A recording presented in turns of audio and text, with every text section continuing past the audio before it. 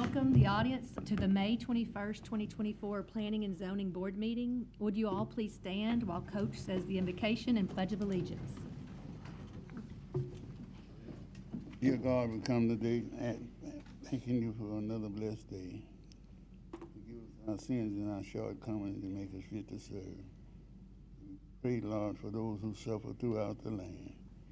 We pray, Lord, for those who come tonight seeking out.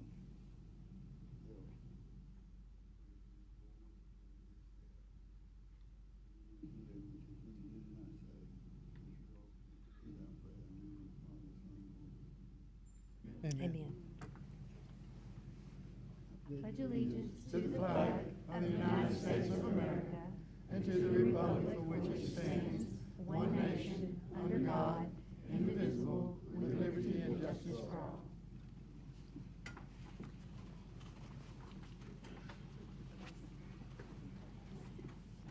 Stephanie, would you please call the roll?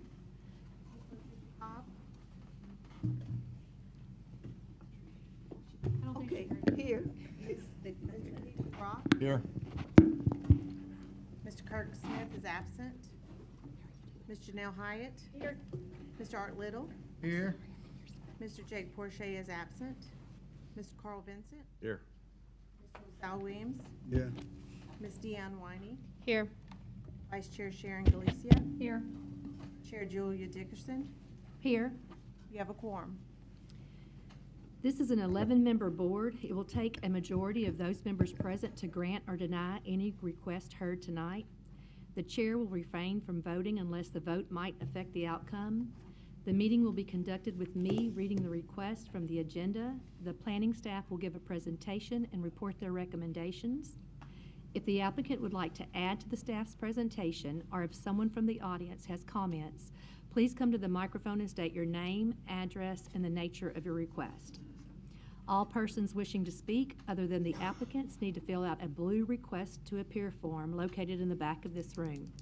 The form must be given to a staff member prior to the reading of the agenda item.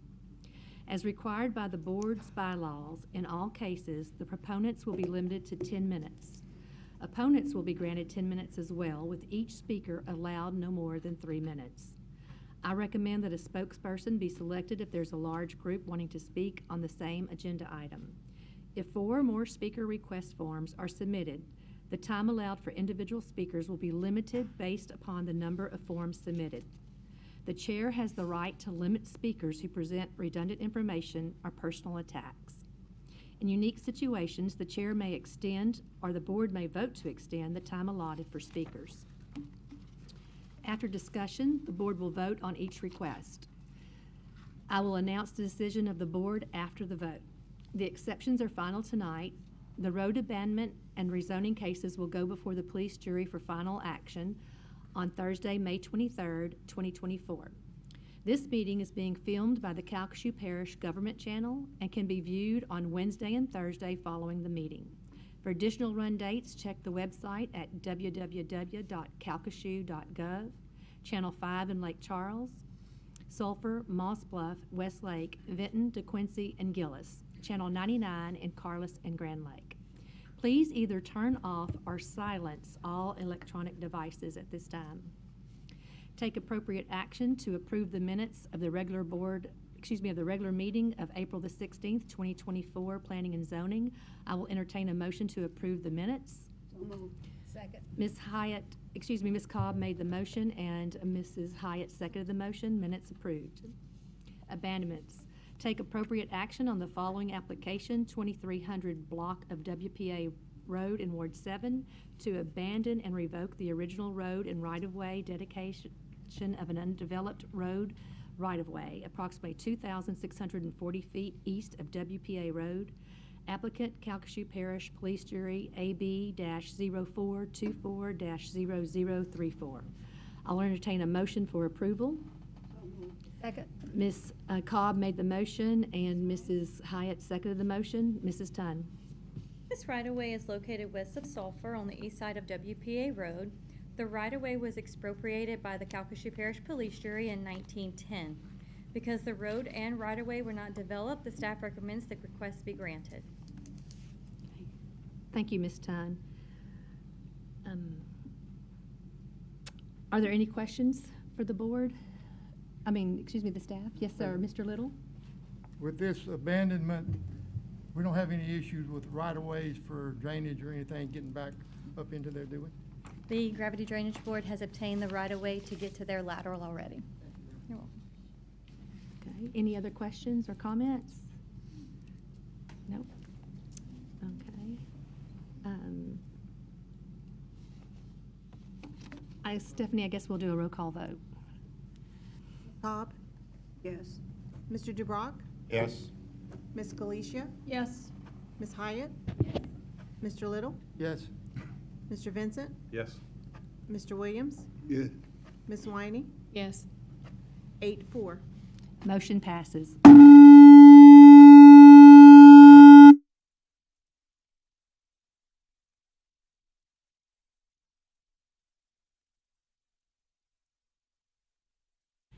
Okay, so we're moving on to exceptions. Take appropriate action on the following application: 1940 Daily Road in Ward 4, exception to allow residential development, manufactured home, and to allow second dwelling with less than required public road frontage, required 200 feet, requesting 142.5 feet.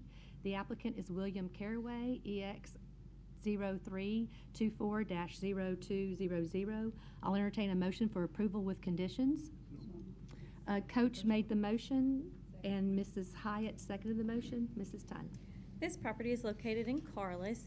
The applicant is requesting to place a manufactured home on the property as a permanent dwelling for his elderly mother. The parish code requires an exception by the board to allow manufactured homes within the single-family residential zoning district. Because similar requests have been granted in the immediate area, the staff recommends the request be granted with the following conditions: that the development adhere to the site plan on file with the Division of Planning and Development, provided that the director or designee may authorize adjustments to the site plan in light of technical or engineering considerations discovered during development, and that the manufactured home be skirted prior to utilities being connected. Thank you, Mrs. Tyne. If the applicant is here and would like to speak, please come to the podium at this time. Okay, he's not wanting to speak. All right. So do the board members have any questions or anything? And we don't have blue cards on this right here, so there's no opposition. So all in favor, state aye. Aye. All opposed, state nay. Motion passes.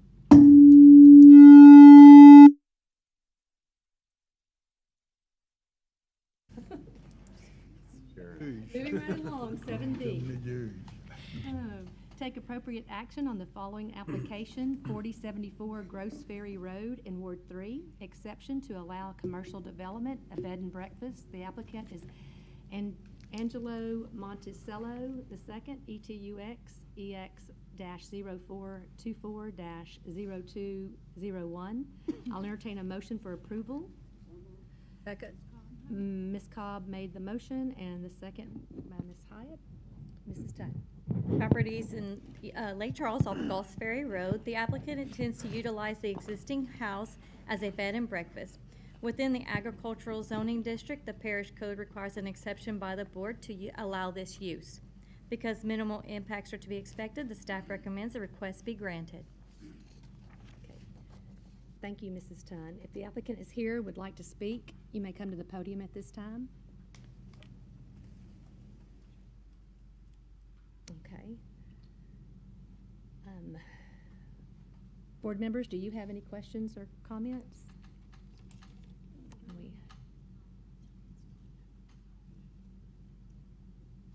We do have opposition. Yeah. Okay, so we're going to go to, sorry about that. We do have blue cards on this item, agenda item, so we're going to start with Kenny Oliver. Madam Chair, as the first speaker comes up in opposition, I think there are four persons to speak. Yes, sir. Mr. Oliver is going to take 4 minutes, and the others will take 2 minutes. I will keep the time. Okay, thank you. Mr. Sam, before I begin, I'd like to present the petition that's been for signatures in opposition to this. Mr. Oliver, if you would, please state your name and address for the record. My name is Kenny Oliver. My address on Goss Ferry Road is 5327. Any other questions before I begin? May I begin? Yes, sir, you may Mr. begin. Sam? Thank you. I'm here as an individual, but I'm also here as the president of the Goss Ferry Homeowners Association, which is comprised of over 100 lot owners on Goss Ferry Road. If you look at this, or if you haven't been out on Goss Ferry Road in a long time, and you just look at it as agricultural zoning, you might not recognize that this is actually a neighborhood. This is one long stretch of road on the south side of the Calcasieu River, and all of these people live in two separate neighborhoods. And I represent, as the president of the Homeowners Association, one of those neighborhoods. And like I said, it's got over 100 residents that live up there, and they're all neighbors, okay? And there is no commercial development that's anywhere along that roadway, not one. And you might think, if you're not informed about this particular subdivision, that there's going to be minimal impact. But it's like anywhere else where you allow commercial development of any kind to come in. It's going to be like that vision that you have of the little kid that was holding his finger in the dike. And once that finger is gone, then it flows through. There's no reason to grant this exception. And if I might, I'll just ask those members that were able to be here today, and keep in mind, this area of the Calcasieu River on Goss Ferry Road has been flooded with no access in and out. It's been closed down to boat traffic for over the last week. And so if I could I get a show of hands of those who are in opposition to this? And those are the people who were able to get here today. There are many others who we were not able to contact within the last week to sign that petition that we presented, and they're not here today. These are neighbors of mine, and they're all here and would tell you that they're opposed to this. Even a small exception to allow a bed and breakfast in this area is going to disrupt the sanctity of that neighborhood, the camaraderie that's developed among those people. And we don't want to start anything that at this point that should be allowed, even if it's just by an exception that would otherwise seem to be permissible. So on behalf of the family members that live and reside on Goss Ferry Road, we're asking that you vote this down and return a no decision in this case. Thank you. Thank you, Mr. Oliver. The next blue card, James Mistretta.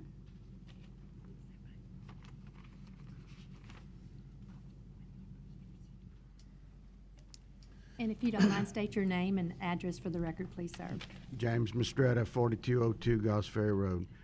I developed the subdivision this lot is in back in the 90s. It was kind of small subdivision. It was 28 lots, but I did deed restrict them back then to single-family residential. And I think the appropriate way to do this is that whoever wanted to put this bed and breakfast in should have come to the owners of the subdivision. There's 28 lots in the subdivision, and get a waiver from at least 15 of them to do it would be the appropriate way, I think, to you're kind of putting the cart before the horse by rezoning it, and then there could still be some civil action taken against the people by the subdivision owners, because it is deed restricted against this type of activity. That's all I need.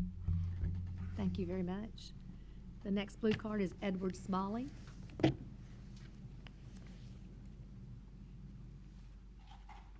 Mr. Smalley, please state your name and address for the record. Okay, it's Edward Smalley. We're 4102 Goss Ferry.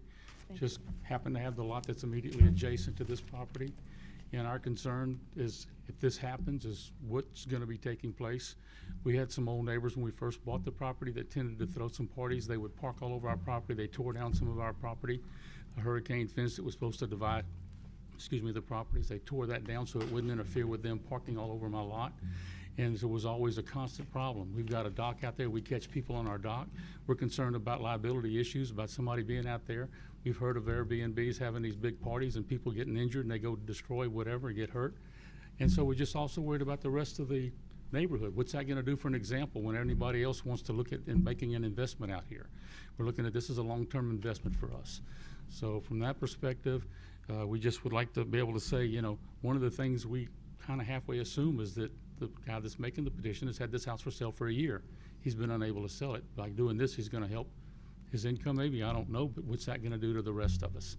And we just have that concern is to be a betterment for everybody else, just kind of stay like it is. Thank you, Mr. Smalley. Gordon Tugwell?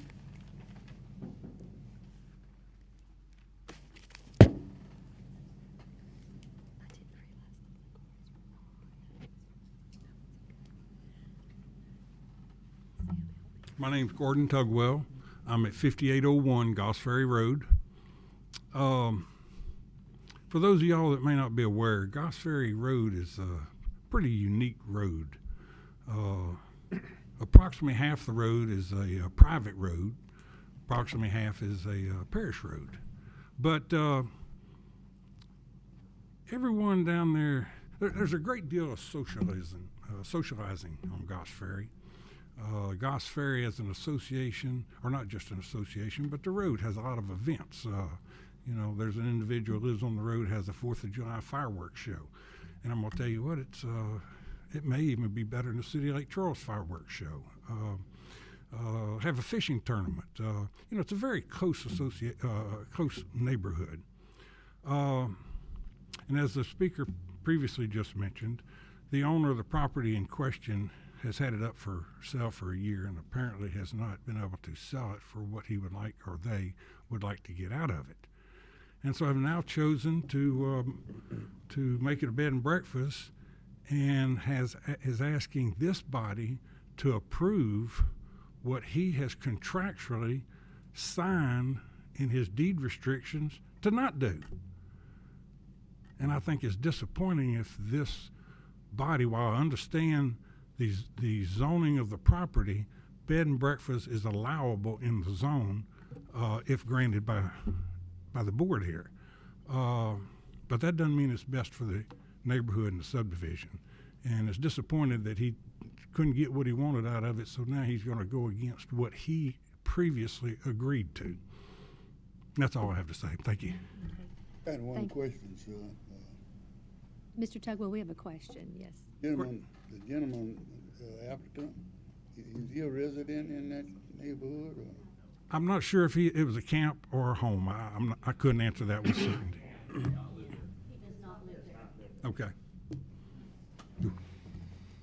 Does the board have any other questions or I just got a question. comments? What's the difference between an Airbnb and a bed and breakfast? I think it's two different things too. Well, by definition, under the parish ordinance, there's really not. Our bed and breakfast definition is for people that are transient people that are spending the night or something overnight for accommodations, and that pay a fee. So it really, that definition was put in the ordinance back in the 80s, and it was a very general, broad definition of what these type things are. But it just so happens that Airbnb and VRBOs, they fit that definition that's in the ordinance that you currently have. So that's why it's being brought before this board as an exception. A lot of people, it's a little bit confusing in the fact that it says bed and breakfast, and it appears that you have to serve breakfast. Well, it doesn't say that in the ordinance. That's not how it's defined. That's fine. I just wanted to know. Any other comments? If the applicant's here and would like to address any of the concerns, you're more than welcome to come to the podium at this time. He's not here. Okay. All right. Well, at this time, Ms. Stephanie, if there's not any other questions from the board or comments, then we're going to take a roll call vote. Ms. Galicia? No. Ms. Hyatt? No. Mr. Little? No. Mr. Vincent? No. Mr. Williams? No. Ms. Winey? No. Ms. Cobb? No. Mr. DeBrock? No. 8 against. Motion fails.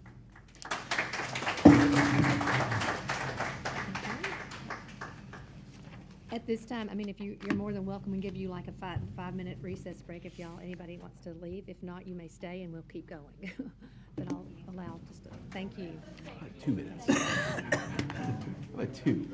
2 minutes. 2 minutes. See, to be a bed and breakfast if the person lives there.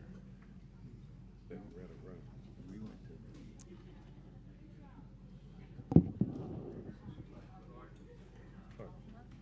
But she came and fixed that. And cooked for y'all, yeah. Airbnb is. And the microphone at the podium. No, yeah, no, anything you want, anything you want, long as you don't get caught. Okay, thank you. Okay, moving along. I said for we're- clarity, Airbnb.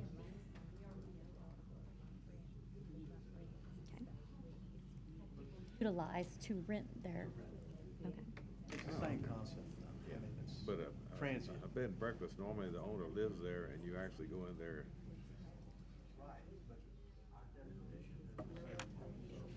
That's okay. I just was asking. Whether that was designed that way back in the day. Looks like we're taking a 5-minute break.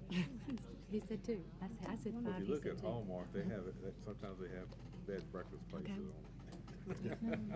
The city of Lake Charles definition of bed and breakfast. You have to serve, you have to be in the home and serve.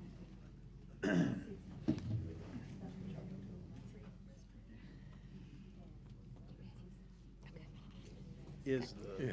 the actual use. I was just asking. Moving along, rezoning.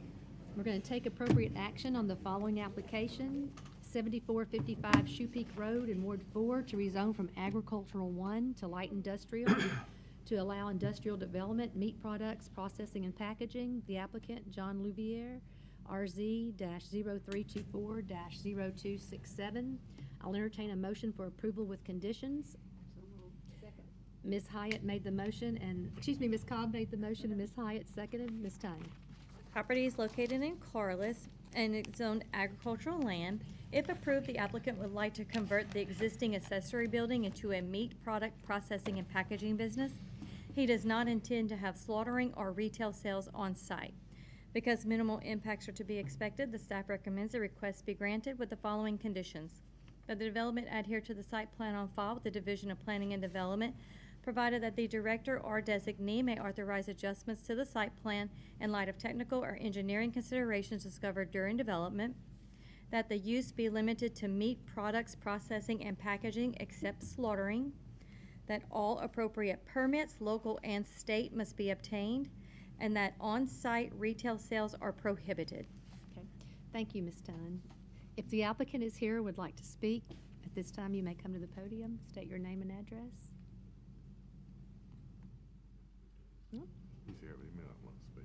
And you don't have to speak if you choose not to. You don't have to speak if you choose not to, but you're welcome. Yeah, okay, we can do that. Okay, thank you. Board members, do y'all have any comments or questions for the applicant or for the staff? Okay. We have no blue cards, no opposition. So at this time, all in favor state aye. Aye. All opposed state nay. Motion passes. 8B, take appropriate action on the following application, 4318 West Tank Farm Road in Ward 3 to amend the ordinance number 3613 RZ03-04994 to revert certain tracts of land from a single-family residential R1 to the original zoning of heavy industrial. The applicant is Chloe Ellen Meir, ETAL RZ-0324-0268. There's no action necessary because the applicant has withdrawn the request. 8C, we're going to take appropriate action on the following application, 2211 Peyton Street in Ward 4 to rezone from recreational vehicle park RVP to light industrial I-1 to allow industrial development, a contractor shop and storage yard. The applicant is CVO USA LLC, RZ-0424-0269. I'll entertain a motion for approval with conditions. Second. Ms. Cobb made the motion, and Ms. Hyatt seconded the motion. Mrs. Tunn. This property is located in Sulphur. If approved, the applicant intends to sell the property to Diamond D Industries. They intend to construct an office and utilize the remaining property as a laydown yard for a construction company. Because the development is consistent with the character of the area, the staff recommends the request be granted with the following conditions: that the development adhere to the site plan on file with the Division of Planning and Development, provided that the director or designee may authorize adjustments to the site plan in light of technical or engineering considerations discovered during development, that all exterior lighting must be oriented inward toward the development and the light source cannot be visible to the adjacent properties, that screening must be provided in accordance with Section 2650 of the Parish Code of Ordinances prior to final electrical approval, that a runoff management plan will be required unless appropriate waiver is granted by the Division of Engineering, and that the development adhere to stormwater best management practices. Thank you, Ms. Tunn. If the applicant is here and would like to speak, please come to the podium at this time. Those is good, okay. So, staff, do y'all have any, board members, do y'all have any questions or comments for the staff? Got a question. Yes, sir, I Mr. can ask Vincent. them. The Sir- the property in question. Sir, do you mind coming to the podium? We do have a question for you. When you come, please state your name and address for the record. I just happened to realize what property that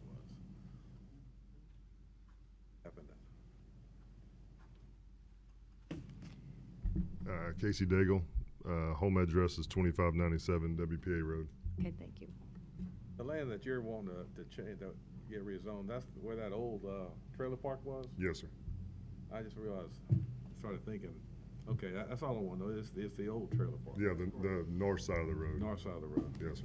Okay, that's good. Okay. Any other questions or comments from the board? Okay, thank you. Okay. Ms. Stephanie, at this time, we're going to do a roll call vote, please, ma'am. Mr. Little? Yes. Mr. Vincent? Yes. Mr. Williams? Yes. Ms. Whining? Yes. Ms. Cobb? Yes. Mr. DeBrock? Yes. Ms. Galicia? Yes. Ms. Hyatt? Yes. 8 in favor. Okay, motion passes.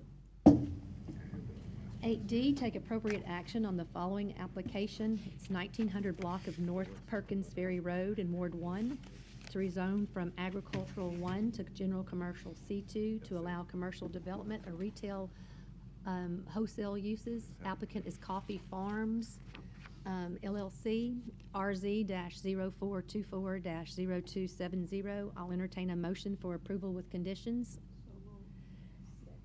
Ms. Cobb made the motion, and Ms. Hyatt seconded. Mrs. Tunn. This property is located in Moss Bluff off North Perkins Ferry Road. If approved, the applicant intends to sell the property.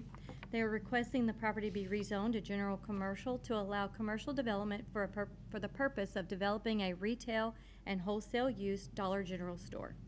Because the development is consistent with the character of the area, the staff recommends the request be granted with the following conditions: that the development adhere to the site plan on file with the Division of Planning and Development, provided the director or designee may authorize adjustments to the site plans in light of technical or engineering considerations discovered during development, that all exterior lighting must be oriented inward toward the development and the light source cannot be visible to the adjacent properties, that screening must be provided in accordance with Section 2650 of the Parish Code of Ordinances prior to final electrical approval, that a runoff management plan will be required unless appropriate waiver is granted by the Division of Engineering, that a letter of no objection from the Consolidated Gravity Drainage District Number 2 East must be submitted prior to the issuance of a development permit. That permit is subject to sewer approval from the Louisiana Department of Health and Environmental Services.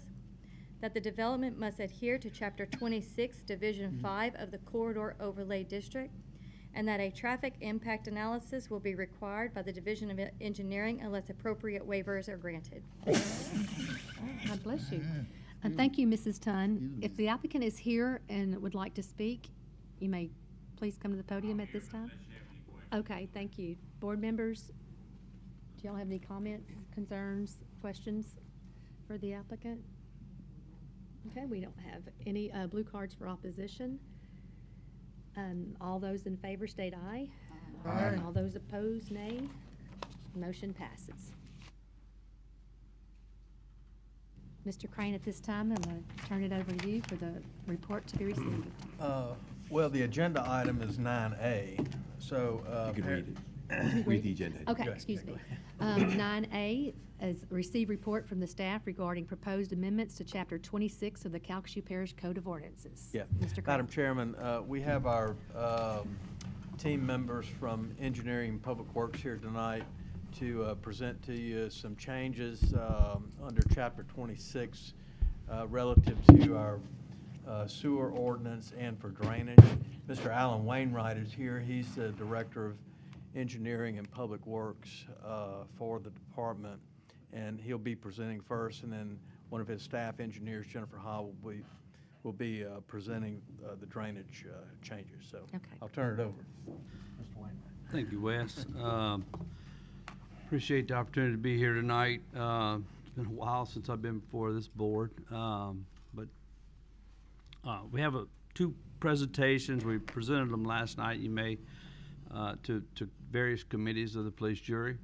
So these PowerPoints are kind of styled for that. We're going to be reusing them tonight. They kind of run into each other, and like Wes said, I'll have Ms. Hobbs come up, who is our engineering department sort of drainage lead on the project, give you that half of it. But I'll get started with the sewer part. So we're looking to, the police jury is entertaining or hearing the looking at revising wastewater ordinances specific to community type sewer systems, and then also looking at some drainage ordinance changes. So we're going to focus on the community type systems first. I'll give you a little brief introduction. Then we'll cover the actual highlights of really the revisions, the timeline, and certainly entertain any questions would like to, if you have any, going forward. So just a brief history on community type systems in Calcasieu Parish, and some of you may be more familiar with than others. But prior to 2012, when we really revised or upped the community sewer system ordinance, you still could have a community system. Prior to that, it was based on Department of Health and Hospitals lot count, that if you were developing a subdivision with a certain amount of lots in it. I'm not sure the total number, over 100 or over 200, depending on where you were at. But at some point, you would trigger what would be called a community type sewer system. And on this map that you have before you that we're showing right now, those would be in blue. Typically, those type community systems were some sort of septic, lagoon type system, some sort of pond type system. There may be one or two out there that were mechanical in nature type aeration systems, but for the most part, there weren't very many. Over time, the developers that were doing it, they would tend to move on from a site once they got to that sort of count, so we didn't have that many of them. But I would tell you, of the ones we have in Calcasieu Parish have been a source of a lot of problems. They're very old now, and generally speaking, there's a lot of problems. A lot of things come up as those systems deteriorate. Root systems get into the lines, things, just a lot of problems. And these are all owned basically privately by either the homeowners association or actual owner. And there's just a lot of issues that come up over the years with these. So it's really, to some degree, the driving force behind the ordinances that were adopted in 2012, which brought us into sort of a new era for community type sewer systems, which were required to be mechanical type systems. Basically, most of you are familiar with the various ones that you may have at an individual home. These are just supersized along those same lines, do the same thing. In that time, probably the number one thing, and what we're offering to change in the ordinance in this package is that we left it voluntary to basically provide or turn those over to the police jury for operation. So some of the green ones, I believe, are the green ones are operated by the parish, and the red ones are operated by the private sector at these various subdivisions. This is not a complete list that you see on your maps, kind of a representative sample, maybe a few that we've missed out there, but kind of shows you where things are going on. So from a history standpoint, we have 3 different types out there, and really the purpose of the ordinance change would be to begin to consolidate that into one system operated by one, by the Division of Public Works, by the police jury for consistency. Primarily is the base reason for that. So, not consistency in the type of construction, operation, the billing, and all the various things that go with that. So, we really, if you look at the sewer ordinances, and I believe they've provided y'all with a copy of all the changes that are proposed, they center around. On the sewer side, they center around these 5 highlights, if you would. The first one is some definition changes. It's just very simple definitions. Over time, those definitions get a little outdated. They're very simple changes that pretty much go along with every ordinance change when you do that. Number 2 is what I'm talking about. It would change or require new community-type sewer systems to be turned over to the parish upon completion of construction. So we're only talking about in residential subdivisions. This ordinance, this requirement for community-style sewer systems is really in that class only. It doesn't affect, say, trailer parks or duplexes or things like that where the lots stay owned by the original developer or the owner per se. So when it's a residential subdivision is when this counts. So the main change on those would be that they'd be turned over to the police jury. Secondary change in this same part of the ordinance would be one of the things that has come up in the last 10 years in the process of building some of these, especially where where they were going to turn them over or to the parish, was we were requiring a bond to be posted that really tried to account for a warranty and a startup phase in these developments. Basically, as you know, might be a 100-lot subdivision. Well, they don't get built out immediately. It starts and it progresses along. So there's some time between when we first would take those systems over to the time that there'd be enough homeowners in there actually living and paying their monthly bill to really operate the system. So the maintenance bond was to cover any breakdowns or repairs that would happen in this kind of window. Well, that was just one of the sources of things that was asked to be changed by the development community, and we agreed to go to a little simpler system.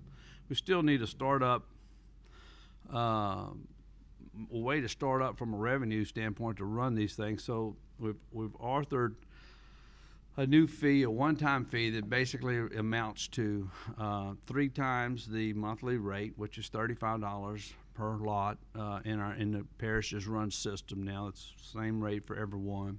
So it's $35 times 3 for each lot in the subdivision. So there's basically a startup amount based on the lot count that goes into an account for those subdivisions to help us operate, pay the electric bill, and if there happens to be any breakdown. So under item 2, that's really the 2 significant changes that would be there. Item 3 is just kind of like with the definitions. We certainly needed. It's been about 12 years now since we really put those ordinances together.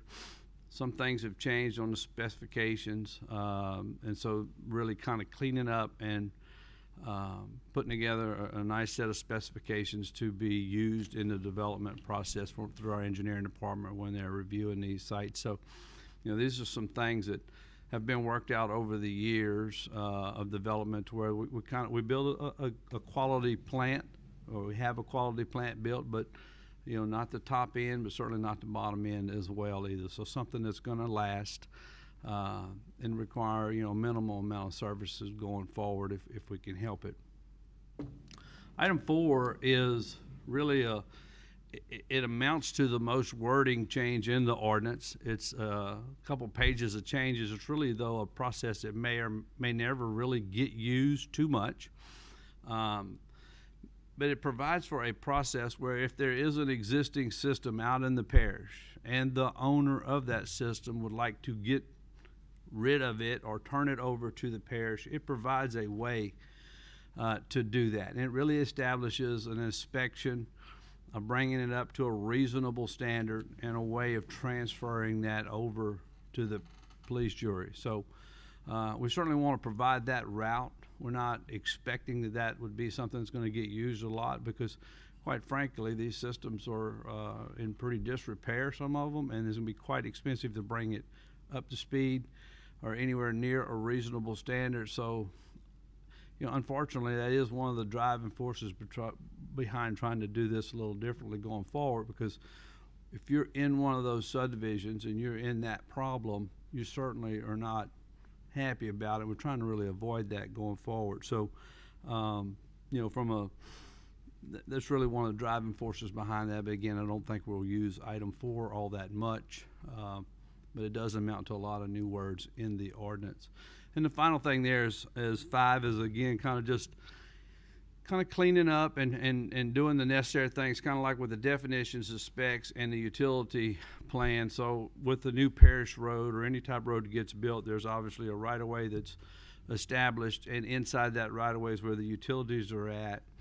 So this utility allocation plan, something that's been around now for many years, needed to be updated to fit some of the sewer lines in their proper spaces, so that when crews are out there working, obviously they can have some expectation of where things are going to be located in the right-of-way. It's not a perfect science, but at least allows space for the utilities to all exist and account for them, and so we have to update that in this process as well. So really that highlights the changes to the ordinance. We'll certainly be glad to answer any questions in specific. And as I understand in y'all's process, just like the police jury's process, this is just an introduction. You'll have a full month to really review all this. We'd certainly be happy to entertain any questions during that time for y'all. But looking at the timeline, we have, just for purposes of presentation, last night was the wastewater study committee night. So today we're actually here on item number 2 with planning and zoning, introducing it.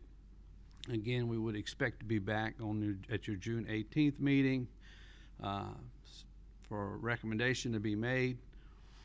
Following that, on that following Thursday, we would reintroduce it again to the police jury. Now, they've seen it. Again, several of them were there last night. We have the committees in various ways that we're sort of working, so they're familiar with it. But it'll be introduced to the full police jury on June 20th, and then we would anticipate trying to take action on July 18th on it, assuming that we can work out all the details between here and there. So it's a good, thorough review period and comment period for anyone who's interested in participating in, you know, developing this ordinance. So I think really that's from a sewer standpoint.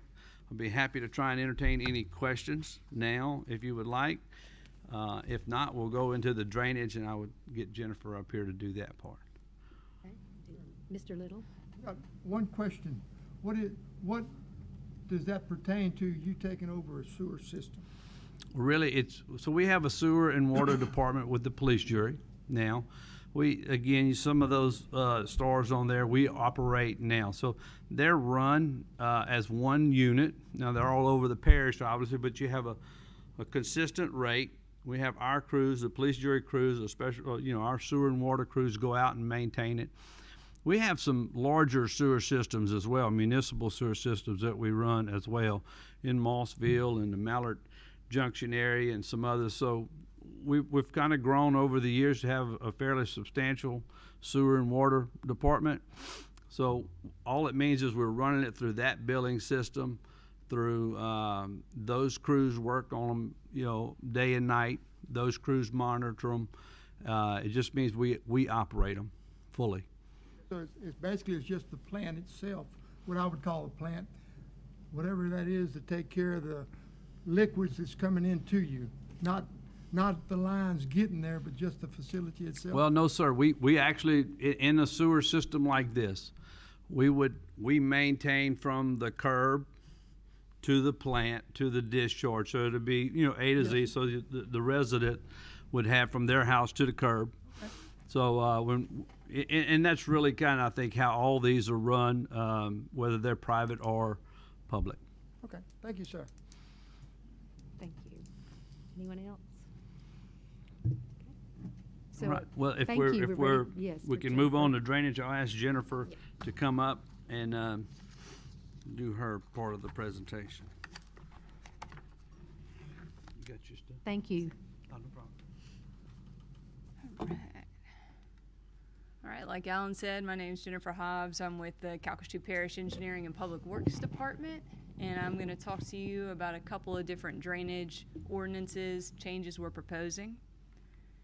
I'll introduce the two ordinances and go over just a minor overview and a couple little just definitions. Then I'll get into a few little extra details on those two ordinance changes, talk about timelines similar to Alan's timeline, and then we can entertain any questions. The first ordinance we're proposing has to do with minor subdivisions. And when we're talking about minor subdivisions, what I'm referring to is a subdivision with 10 lots or less. It's going to be under 10 acres, and we're not going to be creating any new infrastructure as part of that. So that's what I mean when I'm talking about minor subdivisions. In this particular ordinance, when I'm talking about minor subdivisions, the qualifications will require the lots to be at least 3 acres up to 10 acres. And currently, all minor subdivisions require a runoff management plan. That tells us all the existing drainage, all the proposed drainage, and it requires a little bit more of an engineering effort in order to get the full runoff management plan submitted. Now, with this new ordinance change, it would allow an opportunity for a waiver to do still a runoff management plan, but a reduced or an abbreviated plan. I'll get into that a little bit more in a minute. In the second ordinance we're going to talk about tonight, it would be an opportunity for a case-by-case waiver in our coastal flood surge areas. And so when I'm talking about that, I'm talking about any area within the parish. We're looking south in the parish around Lincoln Road or further south when you're approaching a base flood elevation of maybe 10 foot or less, and any area that could obtain any wave action or gulf flooding action in this area. And I'll get into a little bit more what I mean about that. And in this case-by-case basis, we would talk about the fill mitigation requirements that we would allow them to have. So this first one is the minor subdivision change. And like I said before, this would be, the qualifier would be at least a 3-acre lot up to a 10-acre lot. And so you can see in this particular slide, we're talking about an area off of Bird's Nest in the Gillis Moss Bluff area, northeast in the parish. And on the top part of your screen, you're going to see the larger lots. These would be the qualifiers under this ordinance. And on the bottom side of your screen, still minor subdivision, but these would be your smaller 1-acre lots. So what you can observe in these larger lots, or what you would notice in a larger lot, 3 to 10 acres, you're going to see in a residential area your impervious cover. So when I say impervious cover, I mean your concrete slab, whatever you're going to put where water, normally would be absorbed in the soil, can no longer be absorbed in the soil and is going to run off back towards the road. And so you can see with these larger lots, when we develop them in a residential area, you're going to see a lot, the proportion to impervious cover to open land is going to be a lot smaller than you would see in these 1-acre lots below. And so when we see something like this, we know that if we had lots like this residentially all through the parish, we'd be in pretty good shape drainage-wise. That's not the case for everything, but it is the case in some of these proposed subdivisions. So when we ask for one of these abbreviated runoff management plans, we would still want to know what the developer plans to do, how they plan to put their new home residential. We'd want to know any of the existing water courses, any of the major, minor, intermediate water courses, if there's any flood zones, any easements we might need for any of our drainage easements that we maintain. So we would still want to get all of that information as part of the minor subdivision change. I think I covered everything there. So we will move on to fill mitigation. This slide is kind of a basic slide that you would see in presentations that talk about fill mitigation. On the top portion of the slide, you'll see what you would normally notice in a floodway, where you'd have two homes within the floodway, and you have your normal base flood elevation. In other words, where the water is normally at on a normal day. We haven't had any rain.